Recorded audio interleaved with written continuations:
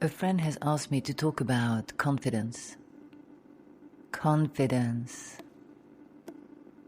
Because as we know, confidence can be so hard to develop and even harder to keep hold of in these isolating, divisive and competitive times we're in, where one can be moving along finally pretty nicely and then just be knocked back ever so quickly. So let me touch a few words on confidence. What one can say for sure is that it starts with a con and it ends with a dance. And the middle syllable "fi" acts as a binding agent between the two. So that confidence is also confidence, or a con for a dance, close to fake it till you make it. When it comes to social practice and also taking risks, is definitely a useful training model for developing confidence. Yet, is that all that it is? A con to get to the dance?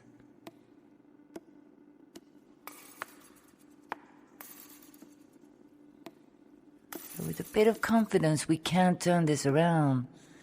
To con used to mean simply to persuade, to convince, to speak enthusiastically, and this can move mountains and can change entire sea currents. Because to con also used to mean to study, to commit to memory. And because in confidence there's also such a rich term to confide in, to share, to entrust. You can see that slowly we're finding that there's a sense of developing ways of being and behaving through their study, their mimicry, and that can lead to self-transformation. And to do that sometimes through shared trust and friendship, because this widens the reach of confidence. It touches and supports more people. If I am more confident, will you grow more confident too, and reciprocally. Especially useful when fighting for a cause or taking a stand or being on a mission. In that sense, to be confident is to act or think according to this inner compass which one has often developed and continues to develop. To have confidence doesn't always have to involve bold feats of courage and transformation. In fact, it can be enough to get through the day, to go over it, to take a few minutes to study over one's pleasurable moments, however small, even if the day has been unusually tough. To think back on a moment of relief or surprise when one felt this sense of self-trust, or declared oneself calmly in a fraught situation and changed the course of that conversation, or made a move in one's work that is unusual and seems to have shifted things. Later, by recalling how this made you feel and to entrust it to memory, how you got there, it adds up. It acts as a confidence builder. In a similar vein, one can spend a few minutes in the evening imagining what one is looking forward to about the next day. For my friend, to look forward is a cup of coffee first thing in the morning. This always reminds me of the coffee, studiously, stubbornly, lovingly brewed by the Palestinian poet Mahmoud Darwish in his flat in Beirut during the 1982 bombardments of the city. Here are a few lines.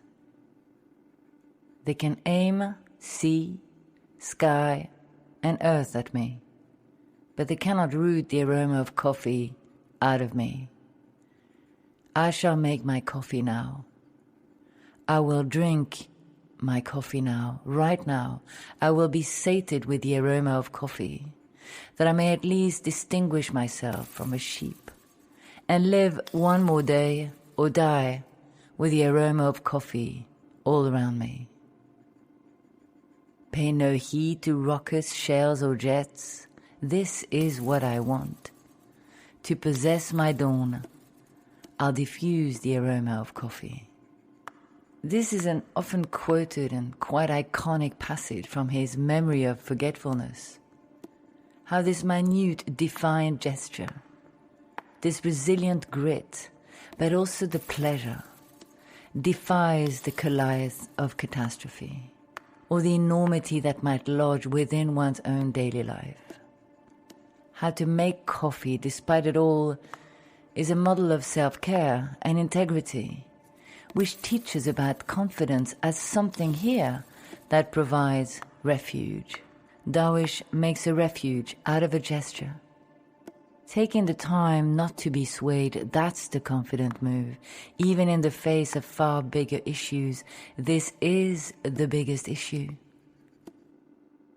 So to become confident, it is a dance between the inner and the outer. It is as much an inner need, developing a sense of security, as an outward demeanor, developing a way to carry, to project oneself, while acting on one's world, and to do so in a spirit of trust and self-trust. So next time, you need to develop confidence towards a situation or a project, or perfect a much needed way of being that you have, or a barricade. Ask yourself, can I feel my compass? Am I sticking to my bottom line? Do I make coffee when I'm in the middle of a storm? Basically, am I dancing despite it all and with it all?